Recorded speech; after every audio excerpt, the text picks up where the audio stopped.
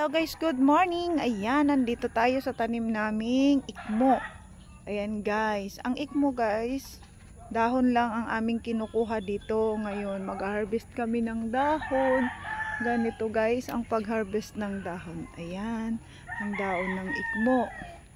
Harvestin namin para mayroon na naman tayong ibenta guys. Ganito lang guys. Ayan, kadami guys ang aming ikmo. At ganito ang pag-harvest ng dahon. Ayan guys.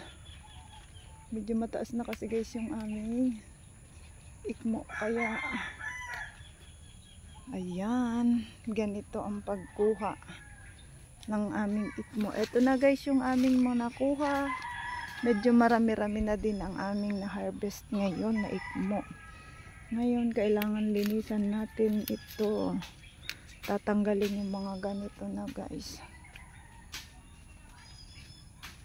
para di makasira sa tanim namin ikmo. Ganito lang guys ang mga probinsyano, ganito lang pag nagsipag ka lang, meron ka nang aanihin, hindi lang palay ang inaani guys.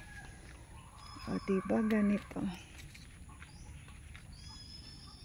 Ayan guys, ay dami kami ngayong nakuha na ikmo. Ganito lang ang pag-harvest namin ng ikmo. Ayan guys, tapos tong ganito lilinisan pa namin kasi medyo madumi siya, kaya sinisiparate namin para linisan pa din namin yan. Ayan,